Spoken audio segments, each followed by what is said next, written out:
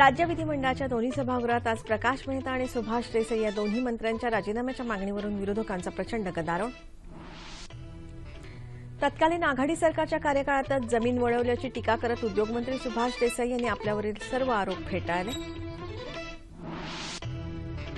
शेतकऱ्यांना कृषी उत्पन्न बाजार समित्यांमध्ये प्रतिनिधित्व देणारं महाराष्ट्र कृषी उत्पन्न विकास आणि विनियम सुधारणा विधेयक विधानसभेत गोंधळातच पारित।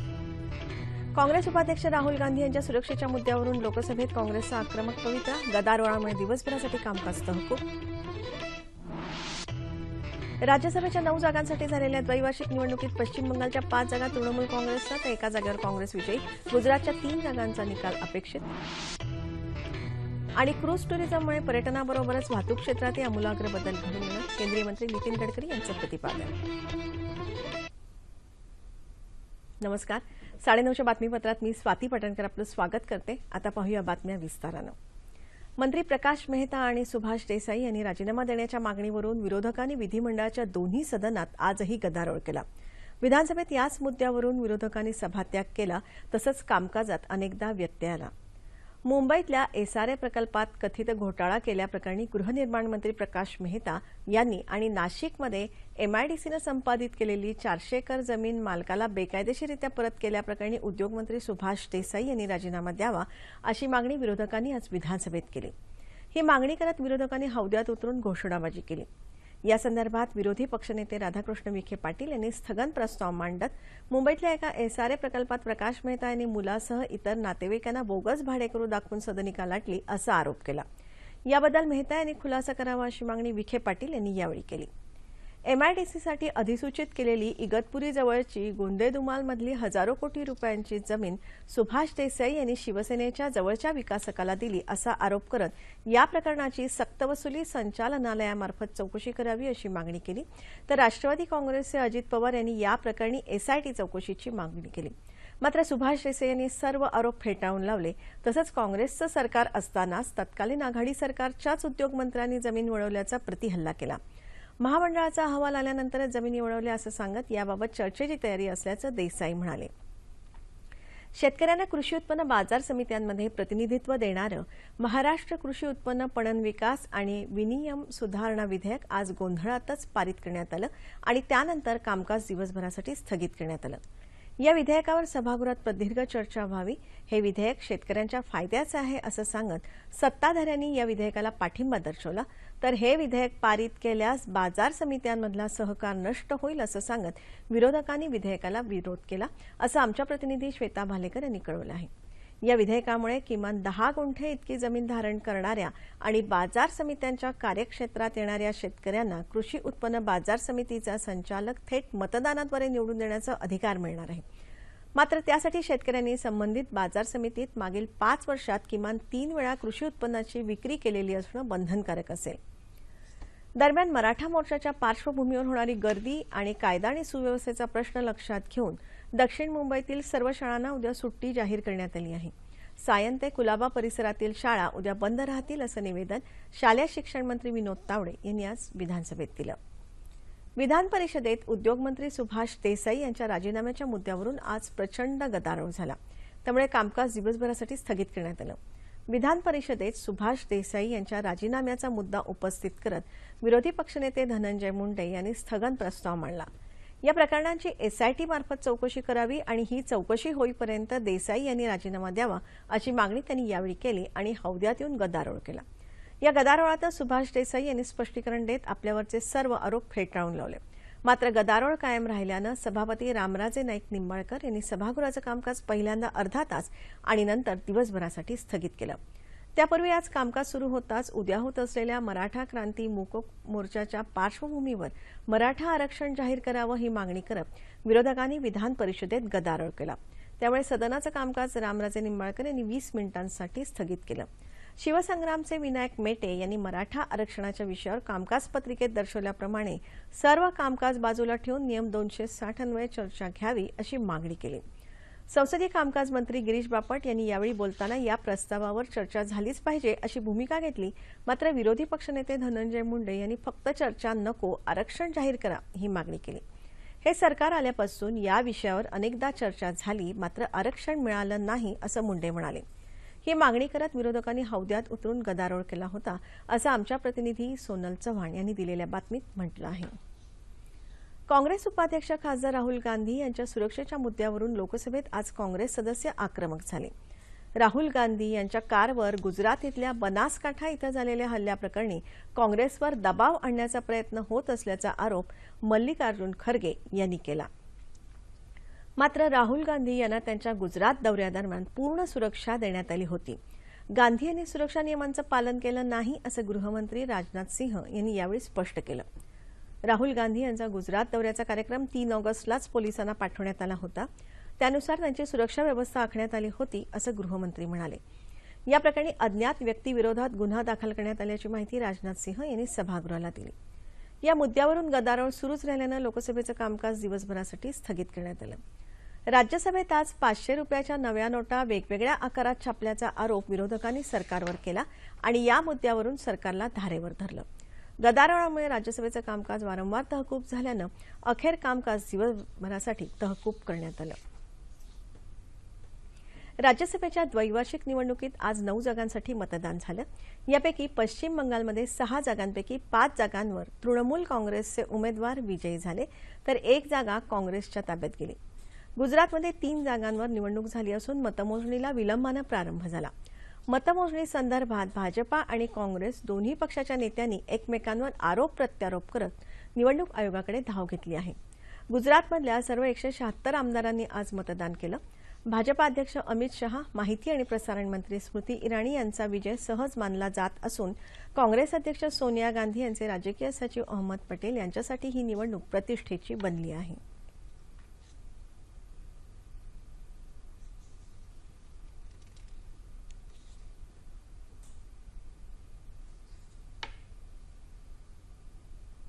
क्रूज टुरिझममुळे पर्यटनाबरोबरच वाहतूक क्षेत्रात आमूलाग्र बदल घडून येणार आहे, असं मत केंद्रीय वाहतूक आणि महामार्ग मंत्री नितीन गडकरी यांनी आज मुंबई इथे व्यक्त केलं. The dawn of cruise tourism in इंडियाच्या कार्यक्रमात ते बोलत होते. नोकरशाही आणि ढिसाळ कार्यपद्धती यामुळे अनेक प्रकल्प रखडले आहेत. परिणामी प्रकल्पाचा खर्च प्रचंड वाढत आहे, असंही गडकरी यावेळी म्हणाले. सध्या जलपर्यटनाचा आनंद 2 लाख पर्यटक घेतात.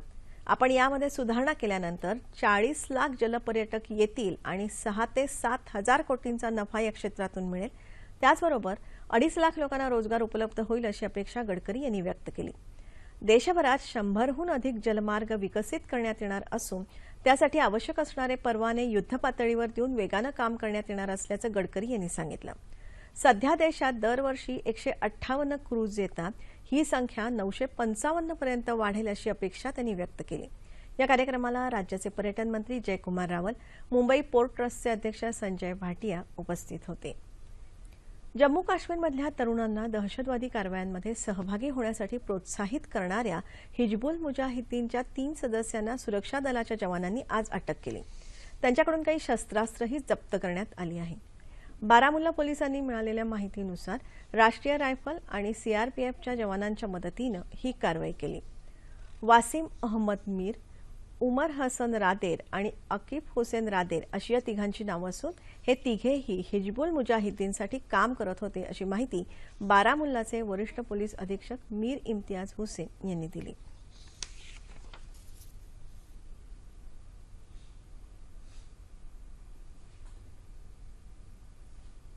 संपूर्ण देशात स्वच्छतेची व्यवस्था अधिक चांगली करण्यासाठी त्याचबरोबर घन कचऱ्याचे व्यवस्थापन योग्य प्रकारे करण्यासाठी प्रोत्साहन म्हणून स्वच्छ सर्वेक्षण ग्रामीण कार्यक्रमाला आजपासून प्रारंभ करण्यात आला.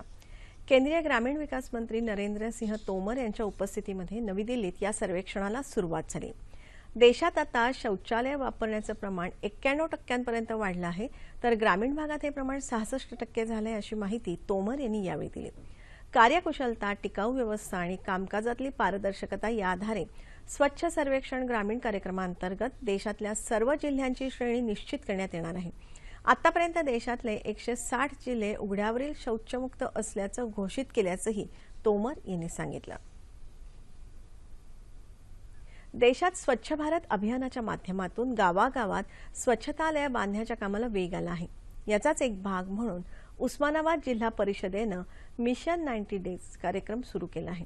गेल्या 2 महिन्यात तुळजापूर तालुक्यामधील 80% गावांमध्ये शौचालयांची सुविधा उपलब्ध झाली आहे। या गावांच्या सरपंच आणि ग्रामसेवकांचा आज संसद आदर्श ग्राम योजनेचे राज्य सदस्य भास्कर पेरे पाटील यांच्या हस्ते सत्कार करण्यात आला। शौचालय बांधण्याच्या कामाला वेग देण्यासाठी उस्मानाबाद जिल्ह्यातल्या तुळजापूर इथे आत्मसन्मान कार्यशाळेचेही आज आयोजन केलं होतं। यावेळी जिल्ह्यातल्या सर्व ग्रामपंचायतींचे सरपंच, पंचायत समित्यांचे सभापती उपस्थित होते। आज 8 ऑगस्ट 1942 साली याच दिवशी ब्रिटिश सत्तेविरुद्ध भारत छोडो आंदोलनाचा एल्गार करण्यात आला। या दिवशी भारतीय काँग्रेस समितीच्या मुंबईत झालेल्या बैठकीत महात्मा गांधी यांच्या नेतृत्वाखाली इंग्रज भारत छोडो या घोषणेनं आंदोलनाचा ठराव संमत करण्यात आला।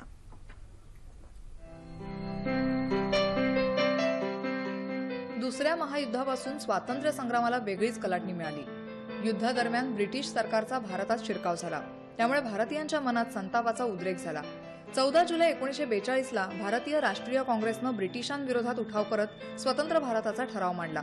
8 ऑगस्ट रोजी अखिल भारतीय काँग्रेस समितीनं ठराव मंजूरही केला।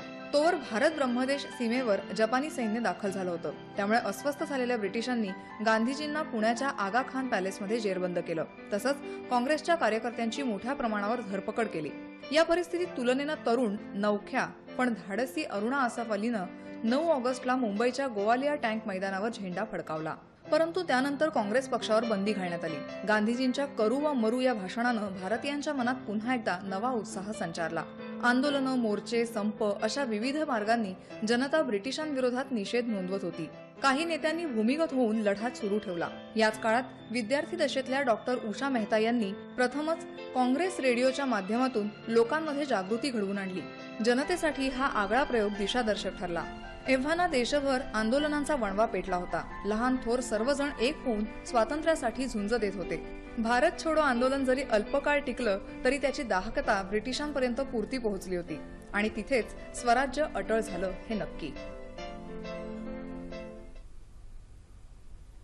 पुण्यातल्या पत्रकार भवनात आज भाजपा युवा मोर्चातर्फे युवा क्रांती संकल्प परिसंवादाचं आयोजन करण्यात आलं होतं। कार्यक्रमाचं उद्घाटन भाजपा पुणे शहर अध्यक्ष योगेश गोगावले यांच्या हस्ते झालं। येणाऱ्या 5 वर्षात नवभारत निर्मितीसाठी गरिबी भारत छोडो, आतंकवाद भारत छोडो, जातीयवाद भारत छोडो यासाठी संकल्प करण्याचं आवाहन पंतप्रधान नरेंद्र मोदी यांनी 30 जुलैला झालेल्या मन की बातमध्ये केलं होतं। त्यासंदर्भात युवकांसाठी आज आयोजित परिसंवादात अभिनेत्री मृणाल कुलकर्णीसह मान्यवर सहभागी झाले होते। आद्य क्रांतीवीर राजे उमाजी नाईक यांची जयंती सर्व शासकीय निमशासकीय कार्यालयांमध्ये साजरी करावी, बेरड रामोशी यांना इनामी जमिनी परत द्याव्यात या प्रमुख मागण्यांसाठी बेरड समाजाच्या वतीने आज मुंबईत आझाद मैदान इथे मोर्चा काढण्यात आला।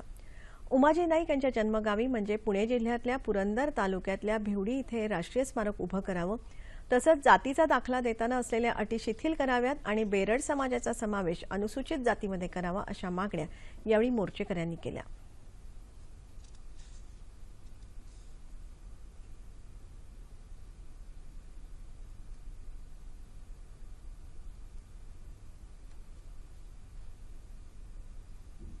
भटके विमुक्त समाजातल्या विद्यार्थ्यांच्या अंगभूत गुणांना सर्व समाजानं प्रोत्साहन देण्याची गरज उस्मानाबादचे जिल्हाधिकारी राधाकृष्ण गमे यांनी व्यक्त केली आहे।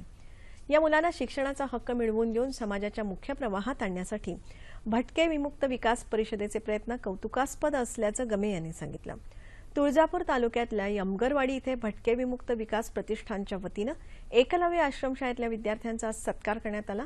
त्यावेळी समारंभात ते बोलत होते। शाळेच्या परिसरात रस्ते, वीज, क्रीडा सुविधा तसंच इतर सुविधा पुरवण्यासाठी शासनाकडे पाठपुरावा करू असंही जिल्हाधिकाऱ्यांनी सांगितलं। विविध क्षेत्रात यश मिळवल्याबद्दल समाजातल्या गुणवंत विद्यार्थ्यांचा यावेळी मान्यवरांच्या हस्ते सत्कार करण्यात आला।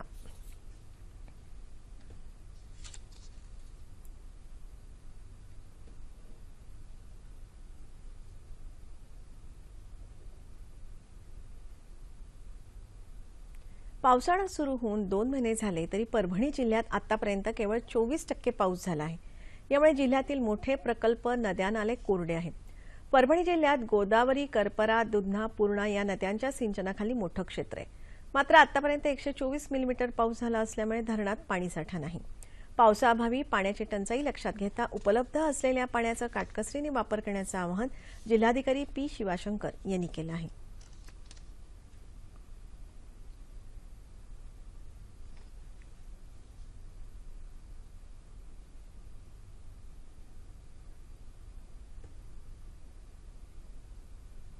हवामान.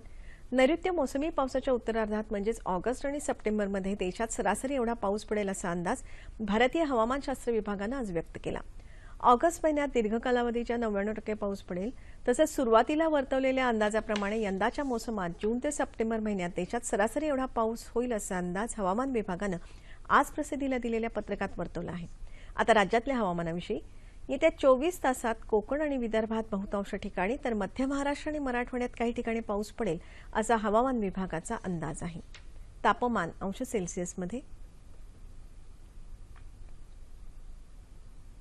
मुंबई कमाल तापमान 32, किमान 26. नागपूर 26-24. पुणे 30 आणि 22. औरंगाबाद 32-22. नाशिक 29-21. कोल्हापूर 30-23.